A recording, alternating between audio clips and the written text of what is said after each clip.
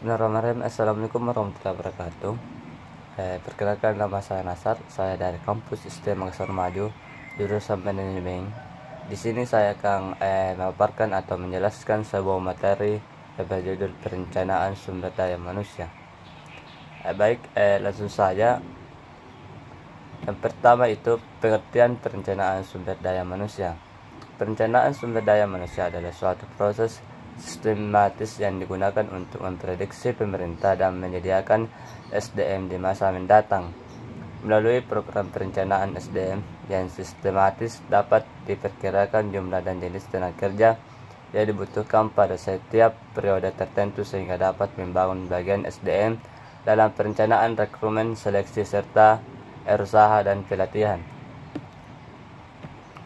Terus yang kedua, tujuan perencanaan sumber daya manusia. Pertama itu memenuhi kebutuhan tenaga kerja, kedua menempatkan tenaga kerja secara tepat, dan yang keempat mencapai tujuan perusahaan. Adapun proses dalam perencanaan sumber daya manusia. Yang pertama, persediaan tenaga kerja saat ini, kebutuhan SDM di masa mendatang, memperkirakan permintaan SDM, strategi dan implementasi pencarian SDM. Terus pentingnya perencanaan sumber daya manusia.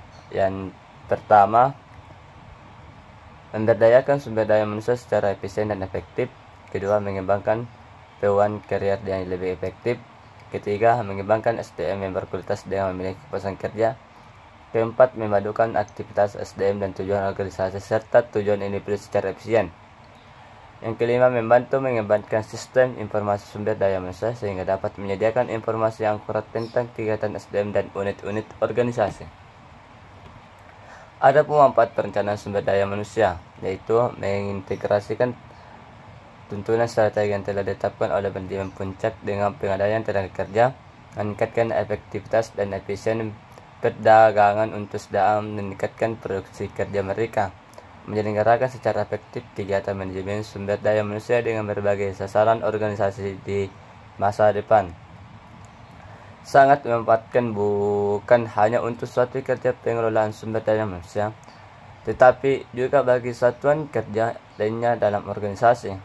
Memanfaatkan semaksimal mungkin situasi di pasar kerja, meningkatkan kecermatan dan penghematan pembiayaan tenaga kerja, melaksanakan rekrutmen seleksi.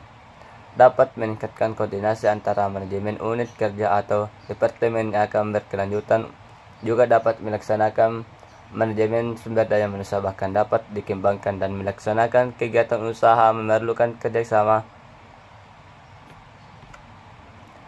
Selanjutnya, faktor-faktor yang mempengaruhi perencanaan sumber daya manusia. Pertama itu faktor-faktor eksternal, di mana faktor-faktor eksternal adalah berbagai hal yang tumbuhan dan perkembangan berada di luar kemampuan organisasi untuk mengendalikannya.